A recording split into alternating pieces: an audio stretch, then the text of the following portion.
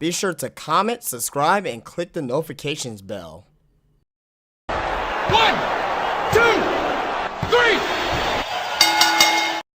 Hey, what's up, guys? JD Venom here, part of Venom Nation Wrestling, and this is episode 4 of the Getting Over podcast. Hopefully you guys are having a great Friday out there. If you are, be sure to leave a thumbs up like that, subscribe to the channel, be sure to follow me on Twitter, and like my Facebook page, where both links are down below, or also down below in this lovely display. Beast Design by @MikeWill87. If you're starting a wrestling channel, like how I'm doing here, you want to go to him for the best displays, because you're going to be having a nice professional design here, and he puts a lot of hard work into what he does. So appreciate all the hard work that you do for not just for me, but for everybody in the community. And of course, tell your friends and family, come and join the Venom Nation Wrestling here on YouTube. We got a lot of stories here today. One particular I think you guys are very, very interested in. It is in my thumbnail, and it's about Marty Scurll possibly coming to WWE, or the potential of that may be happening, that he may be coming to WWE. Also stories about Raw and SmackDown notes as well on the ratings. Jinder Mahal responds to fans that are critical of his physique. Yeah, I wonder why. We're critical, motherfucker. And also as well, main event plans change at WWE Backlash, and news on Sami Zayn and Breezango. So be sure to click the thumbs up as I mentioned here, guys, and let's get into the news stories, the wrestling news and rumors here for this week. And we're gonna start off with Raw. We're gonna start with Raw and the viewership here, because Raw reaches new low for 2017 again. Raw had a high at one time of average viewers this year on April the 3rd, which was WrestleMania Monday, okay? And that was on average 3.7 million viewers. This week's Raw is the lowest this year, and people say, oh, it's because of the NBA playoffs. I don't want to hear that shit. The show was fucking garbage. It was one of the most horrific Monday Night Raws I've seen in the past, 3 to 5 years. And I may be, and I may be kind to what I say about that. This week's Raw averaged 2.6 million viewers. So you had 3.7 million the day after WrestleMania to 2.6 million on May 22nd. That's over 1 million people lost. And it doesn't look good. I just think it's going to keep going down from here. Unfortunately, I don't want it to. I don't want Monday Night Raw to suck. I don't want SmackDown to suck. I don't want NXT to suck. I want it to be fucking great. I want it to be, fantastic. I want to talk about wrestling to some casual people, that I work with, or just people in general. Like sometimes I'm fucking, embarrassed to wear my wrestling shirts out in public just because on how bad the product is. It is god awful horrible here that WWE is doing as of late. It's just fucking horrible. And the fact that it just keeps going down, because look at this. If I go to on April the 25th, that was 1 month ago, there were over 3 million viewers. Barely. They were barely, but they're at that 3 million cap. And ever since May 2.8, May 1st, 2.8, May 8th, 2.6 million. May 15th, it went back up to 2.7, and May 22nd, 2.6 million viewers, and that's and the 615,000 million viewers, which is the lowest of 2017. And unfortunately, if this keeps up, it is gonna keep dropping, guys. You cannot put on the product that you're doing every single week that Monday Night Raw has done. SmackDown has been better, and I've been saying this consistently. Now, SmackDown, they don't, they definitely don't have the best roster. Monday Night Raw has the better roster. You got Samoa Joe, Bray Wyatt, Seth Rollins, Roman Reigns, Brock Lesnar, Finn Balor.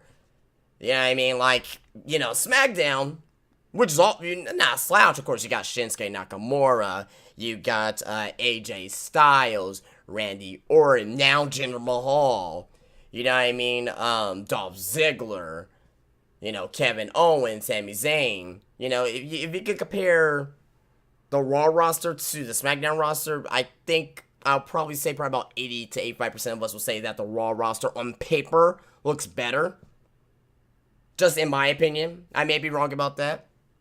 But I'm talking about on paper. I'm not talking about, as far as, how they deliver in the ring and things of that nature. I'm talking about how WWE sees these guys. They see Roman Reigns bigger than fucking AJ Styles. They see Seth Rollins bigger than Shinsuke Nakamura. They see, Brock Lesnar, bigger than, I won't say John Cena. I mean, that's, but right now I will say that Brock Lesnar is a bigger commodity to the product than John Cena, because John Cena's not there. Brock Lesnar's not there either. I know that, but he is a champion.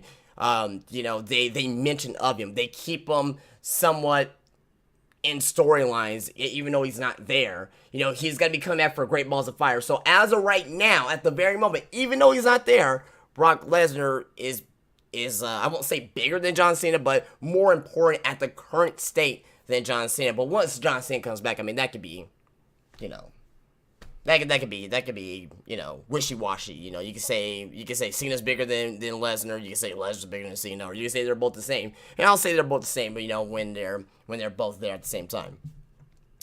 But Monday Night Raw, they need to get together. WWE needs to get together with Monday Night Raw. The 3 hours really hurt it. I mean, obviously, we're gonna be talking about this every week. I'm gonna be going over the reigns every week, guys, and I'm gonna be saying the same thing, but it's the 3-hour format. Meanwhile, with SmackDown barely went up in viewership from last week's. It barely went up from last week here. They got an extra 200,000 viewers here. Last week's SmackDown on May 16th show was at 2.1 million viewers. This week's SmackDown is at 2.3 million viewers. So SmackDown went up. Once the NBA Finals begin, and that's gonna be something else for SmackDown though, because you're gonna have the Warriors versus the Cavaliers, 3 times in a row in the NBA Finals, and I don't know if the Finals is gonna run on a Tuesday. If it runs on a Monday, that's Monday Night Raw as fuck. So let me look at NBA Finals, because I know it starts on June 1st, which is a Monday, or I'm sorry, a Thursday. So just real quick here, if I can get the schedule, I'll try probably get the schedule up before, I probably got it up here right now. NBA Finals schedule. Okay, so Game 1 is on Thursday. Game 2 is on Sunday. Game 3 is on Wednesday. Game 4 is on Friday. Game 5, if there is a Game 5, will be on Monday.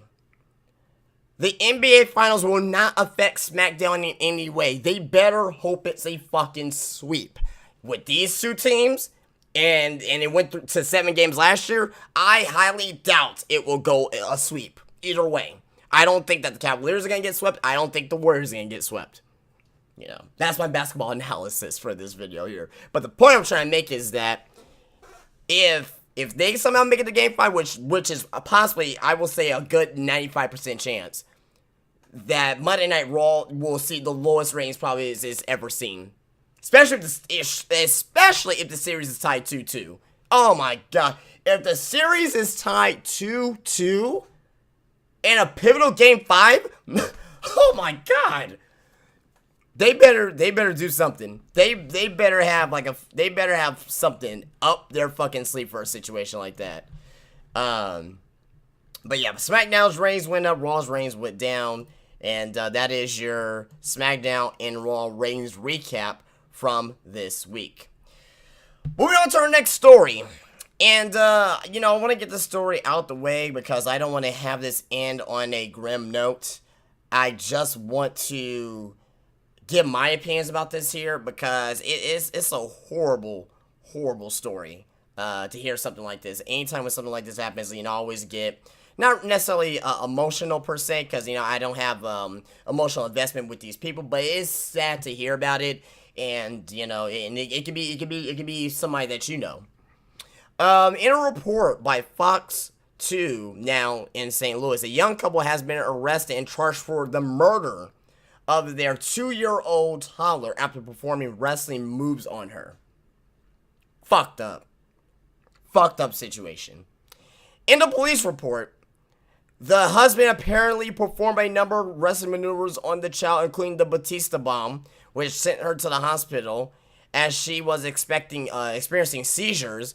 There were also signs of prior abuse on the child and digital evidence that revealed that the couple have tried to cover it up. Gamache was charged, and I guess it's the last name of the father. Gamache was charged with the abuse of neglect. Well, I can't fucking read. Of neglect of a child, while her mother was charged with endangering the welfare of a child. Meanwhile, the child's organs have been donated to the Children's Hospital. The child's extended, not the immediate family, but the extended family has launched a GoFundMe to help cover funeral costs. Fucked up. I have no sympathy for these people whatsoever. On a 8-year-old, sure. You know, on a 10-year-old or someone who's more developed. But not on a fucking 2-year-old. Are you kidding me? The most in danger that 2-year-old should be is you throwing up in the air and to catch him. That's it. As you know, as most fathers do. You should not be doing wrestling moves on a 1-year-old, a 2-year-old. You know, you shouldn't be doing wrestling moves on a child that's not even in the 3rd grade yet. You know what I mean? And I think also as well, you know, this is kind of on the same topic, but, you know, kind of going off topic. You know, whenever, you know, 2 children are doing wrestling moves on each other and the parents just allow it, fuck that. Fuck that. No, I wouldn't allow my children to do that shit. You know what I mean? Like, maybe, you know, probably every, you know, that, man. It'll be on your discretion. You know, if they're trying to do a fucking, you know, GTS, I'm not gonna let that shit happen. You know what I mean? You know, maybe a something of like a headlock, you know, or sharpshooter, walls of Jericho, submission moves, mat wrestling. Yes. But I don't want to see my kid try to do a fucking, you know, shooting star press, or a fucking spiral tap, or a fucking, you know, or something like that, aerial moves, or a rock bottom, or a spear. Spear. Well, no, I won't let a spear happen, because, you know, they can smack their head on, you know, the person who's taking it, you know, they can smack their head like on like a table or something. So no, not a spear. If anything, mat wrestling. Is a headlocks, make like, you know, but again, it's at the parents' discretion. You gotta make sure, like, okay, don't choke them. You know what I mean? Like, don't try not to choke them. But, you know, but again, you know, I understand you want to have fun with your children, but also with this here that there has been prior child abuse, and that they try to cover it up. Then I definitely have no sympathy for these people whatsoever. Very, very shady here. I hope the extended family rather, does get, you know, costs to cover the funeral. I can pull it up here real quick to see if there's anybody. Okay, so they got a 10K goal, and the name of the it's the grandparents that is doing this. It looks like here. I just pulled up the page here, and you know, they're trying to do a $10,000 goal. 46 people actually contribute. And they raised $1,755 so far. So good for them. They're at least getting something. $1 it will be, you know, now I won't say more than enough, but, you know, it will be something towards them, you know. But very, very very sad situation. But we're gonna move on to our next story here, guys. I don't want to, you know, be all morbid about it, but I just want to bring that to you guys' attention, and leave me your thoughts down below in the comment section, what you think about that. Let me see here. Okay, next story here, I got the Matt Hardy broken gimmick situation with TNA and WWE and Rebby Hardy and everybody. This is a very small thing, but you take it with a grain of salt. You guys, if you guys, see what you think about this. Matt Hardy responded to a clip from the Taz show where Taz criticized Impact president Ed Norholm handling the Hardy's legal situation by writing 100% correct. At Taz, at official Taz, this is from Taz, quote, I wasn't going to post the drunken, mean, vulgar text sent to talents by TNA management. End quote. So apparently there's more to this than just the Hardys and, I mean, when I see stuff like this, like, I take it with a grain of salt. I mean, Taz, he could just be pulling our legs, or he may be speaking the gospel. I wouldn't know why he'll be lying about this. I wouldn't know why he'll be lying about this. And let me double check to make sure, because it said from Taz. That seems like that's more Matt Hardy though. So let me I'm gonna look that up here right now, and see what that is. But it says it said at official Taz. Like if he was tweeting it. Yeah. So, okay, so it was Matt Hardy that did this. Okay. So, yeah, Matt Hardy tweeted this, not Taz. It says 100% correct at official Taz. I wasn't going to post the drunken, mean, vulgar text sent by TNA management. So, if Matt Hardy's seeing this, there's a lot more in this saga that we need to know. And shit, man. This is not good. This is just overall strange situation between Matt Hardy, the Hardys, and the TNA and the WWE. More to come on Breaking Hardy coming up probably next week or something. We're probably gonna be hearing more about this here soon. So, guys, if you guys are if you watch JD from New York, you guys will probably get a kick out of this. Chef-inspired popcorn company in Tampa, Florida released a Titus brand flavor of popcorn collaboration with the Titus O'Neil in effort to raise money for charity. So that's good. But is there gonna be a Titus brand catering service that's gonna be coming out soon officially? We're gonna have to find out. On to our next story. Jinder Mahal. This motherfucker here responds to fans that are critical of his physique comments, and also comments on pressure of being WWE champion. We might as well read both here.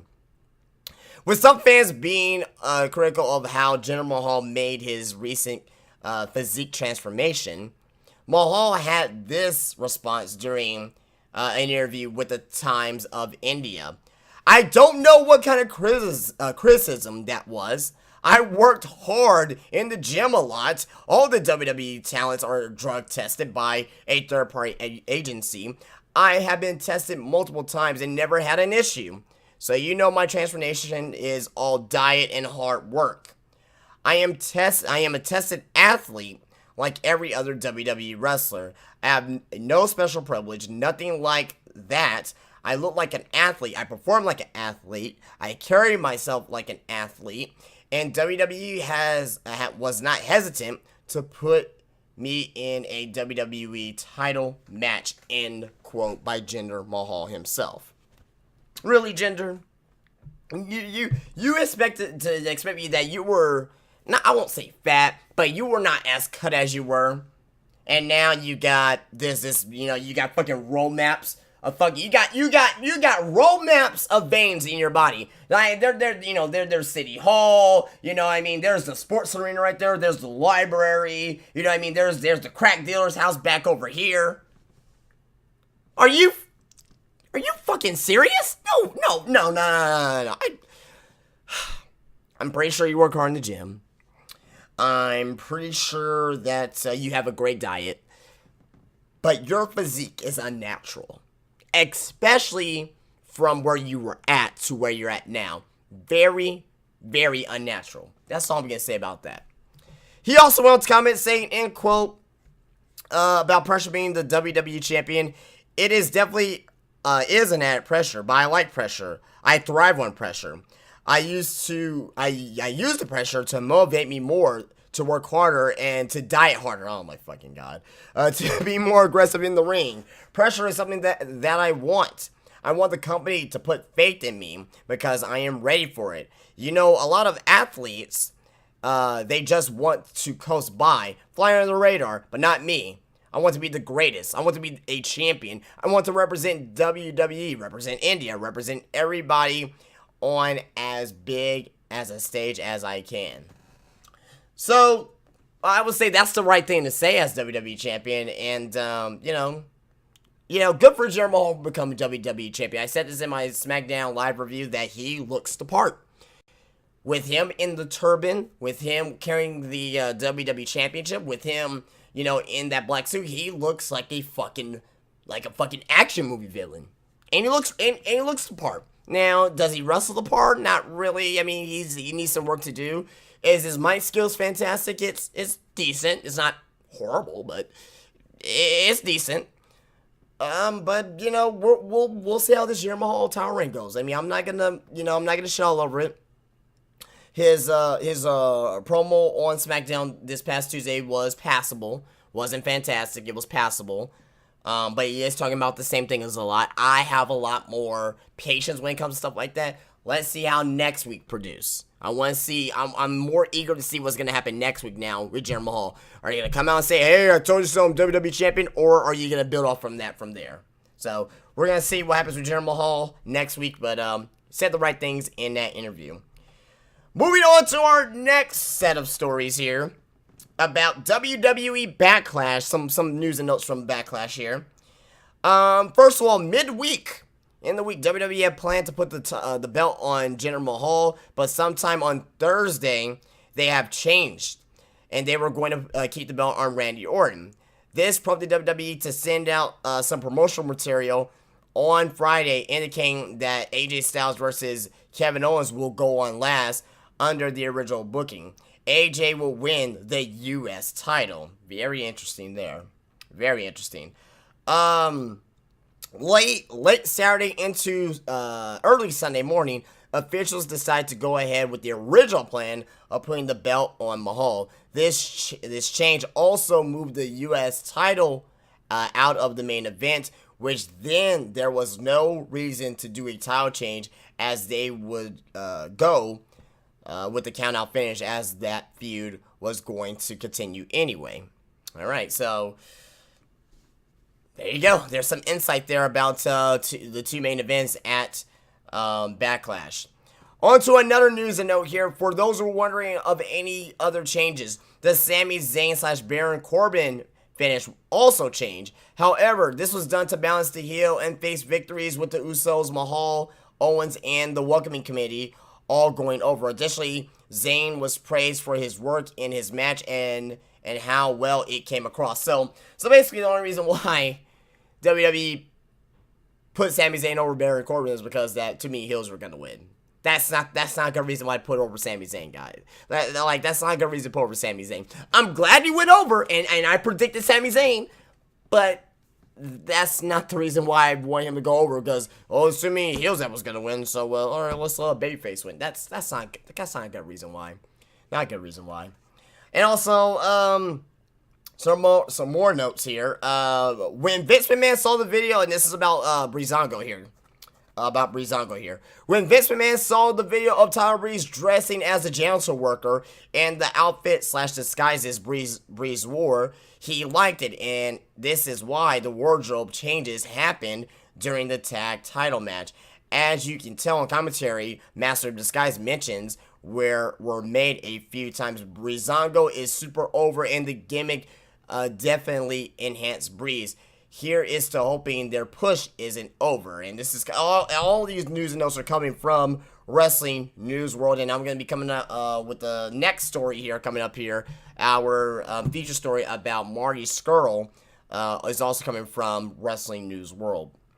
And our final note here saying here that there were some people that left the arena after the Owens / Styles match. However, ushers moved others around, so it will not be noticeable on screen. it was not nearly as dramatic as some made it out to be. So I know some people were talking about that. I know I mentioned that in my Backlash review. So there's some news and notes there with that. All right, guys, let's get into our top story of the day. And I'm going to be reading some other news and notes here from this article here from Wrestling News World. Before we get into our top story of the day here, we got some other things that I want to attend to here first. First of all, currently, unless there is a significant dive in ratings, and this is about Jinder Mahal, guys, being WWE champion. This is one thing. I should have actually mentioned this at the beginning of the video that this is going to be one of our big stories here. But currently, unless there is a significant dive in the ratings or ticket sales, the plans for Jinder Mahal is to carry the WWE title until Royal Rumble, in which he can drop it to John Cena. This is coming from Tom Fenton of Wrestling News World. Tom Fenton. Obviously, he's well. You guys may or may not know him, but he always has some great insight into WWE. So the current plan is to have, Jinder Mahal to be the WWE champion through the Royal Rumble, guys, to lose it to John Cena. So at this point, if this is true, and obviously WWE, they're gonna change their minds, 25 million times before we get to the Royal Rumble. No AJ Styles reign, no Nakamura reign, which I don't want as of yet. It can be dropped to Cena. So what does that leave AJ Styles and Nakamura then for WrestleMania? Because January, if he loses it to Cena, Cena's gonna walk into WrestleMania as WWE champion. I don't see him losing again at, Elimination Chamber. I don't see that happening. I just don't. Very interesting. Very, very interesting on what could happen there with that, if this is true. Also, the current plan to win Money in the Bank, the wrestler to win Money in the Bank is Shinsuke Nakamura. Now, I'm sure this is going to change multiple times before the actual event, guys. But currently, right now, at this point in time, Shinsuke Nakamura is the current plan to win Money in the Bank. Also from Tom Fenton from Wrestling News World. William Regal is going to be scouting some talents across Asia and Japan. Take it where you want with that. It doesn't mean guys from New Japan. They're talking about new prospects. So, I want to make that clear. Okay. I think it's time to get into the actual the thumbnail news story here.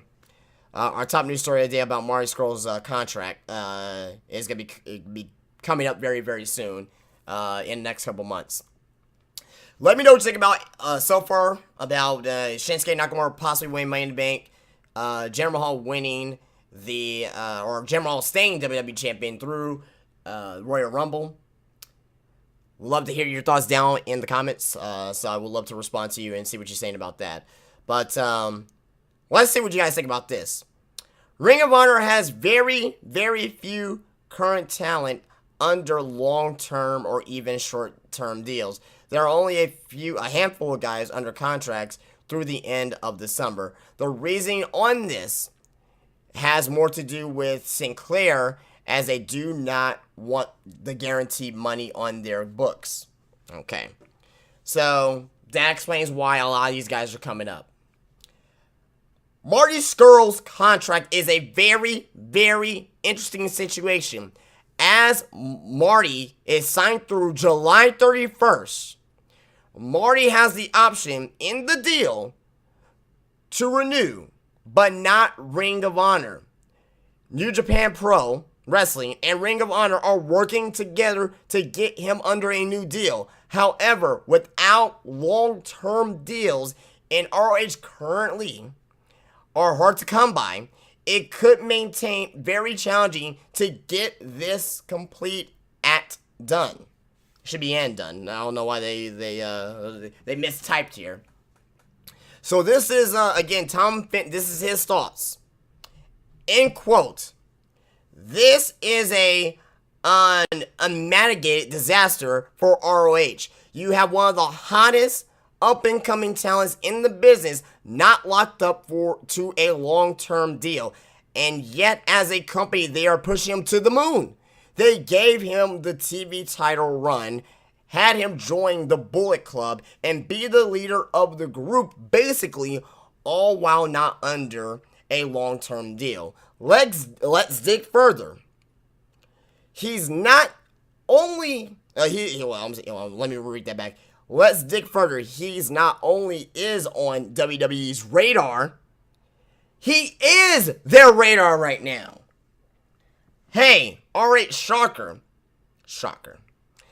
For you, the Marty secret is out. While I am not making any centenaries, what I'm saying is Marty is higher on WWE's radar than Adam Cole, Kyle O'Reilly, and Roderick Strong were. Holy crap. You know? And again, Tom Fenton, he is very, you know, he's very smart in what he does. He's been around for a long, long time. And he's been right about a lot of things in the past. If WWE is after Marty Scurll, and since his contract is signed through July 31st, if I were WWE, I will throw the moon at Marty Scurll. I'm pretty sure you already threw the moon at Adam Cole. You're trying to get Kyle O'Reilly in as well. Buy ROH. I mean, I'm serious. I'll almost buy ROH, because who else would you have left there? Young Bucks, yes, but they're in New Japan primarily. Jay Lethal, yes, but, you know, his steam kind of wore off a little bit, at least in my opinion. You got Christopher Daniels as your Ring of Honor champion. You may have Cody Rhodes, so that can help. That could be a great replacement.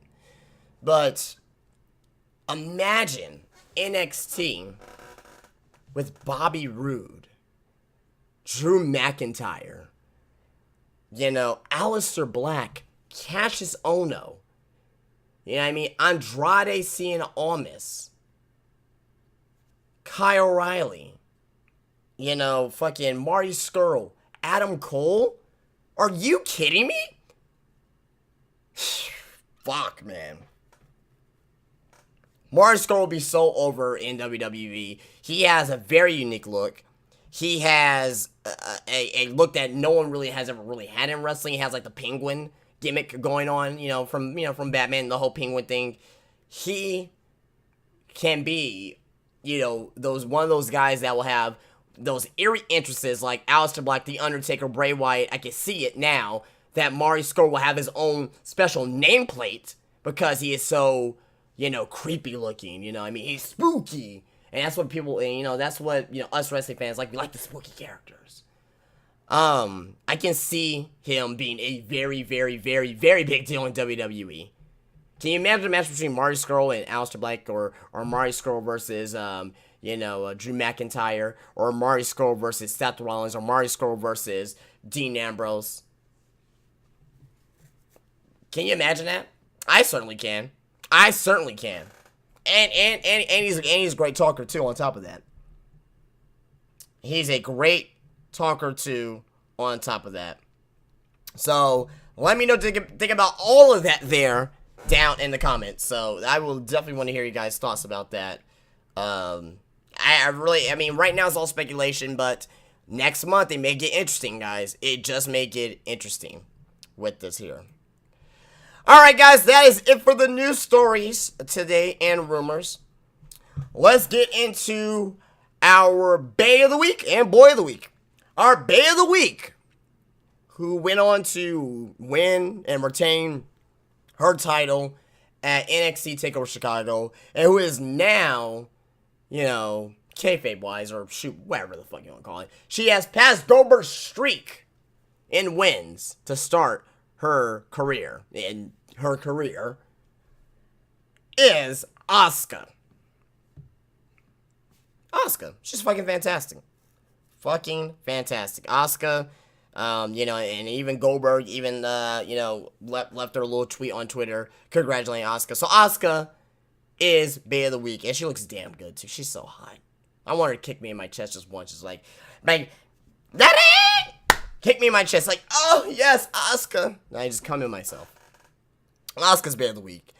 And my boy, or should I say my boys of the week. If you see my NXT TakeOver Chicago review, you guys are already spoiled by it.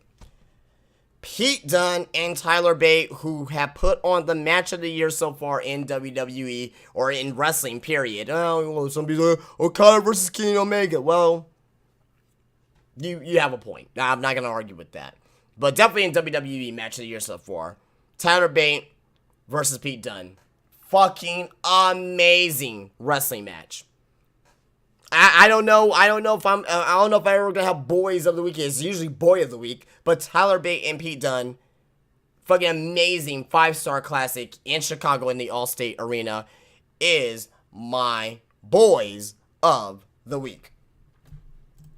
Last but not least, guys, we're gonna be getting into this week in wrestling here, and this week in wrestling it takes place in 1995 from St. Petersburg, Florida.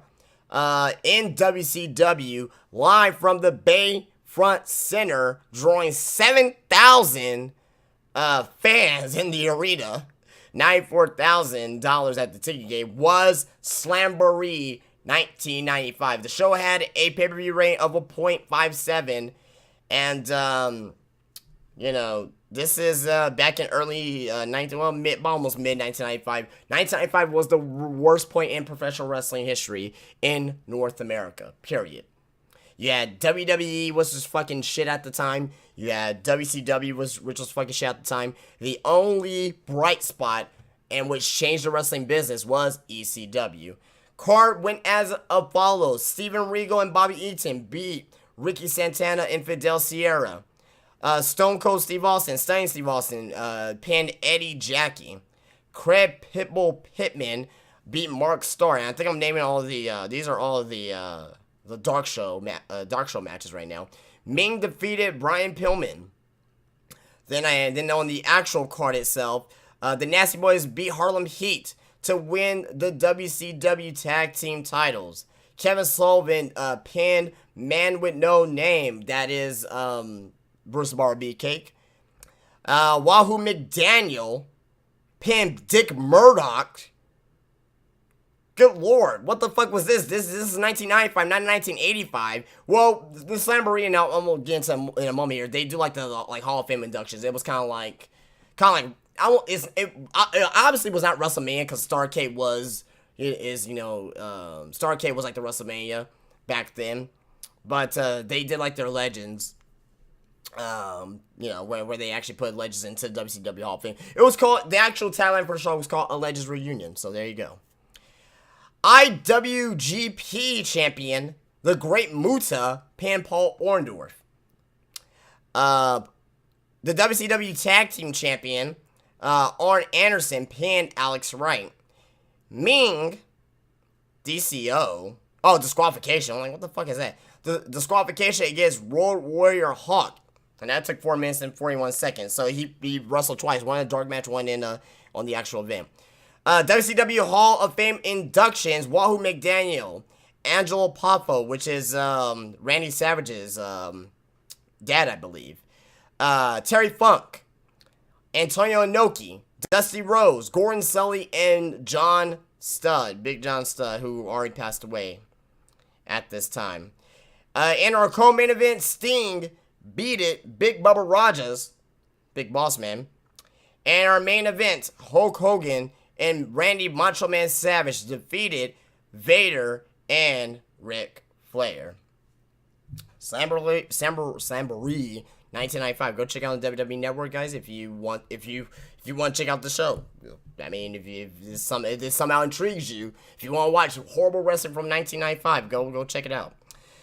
Alright, guys, that is it for the news stories. That is it for me, guys. I hope you guys enjoyed this podcast, the Getting Over podcast here today. Be sure to leave me a thumbs up on your way out. I am going to start doing live reviews of SmackDown, Raw, and NXT, I want to say as well. NXT began on Monday with Monday Night Raw. I'm going to be going live instead of be doing post-production every single week. So be sure to come out. We're going to have some fun. Want to answer your questions down in the chat as well. It's going to be a great time. Let me know what you're all about, all the news stories and rumors here down below in the comments. Give me your Bay of the Week and your Boy of the Week as well. Would love to read those as well, guys.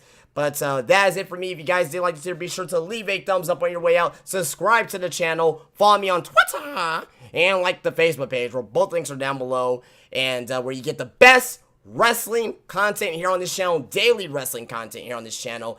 And I'll see you guys later. You guys have a great day. Peace out.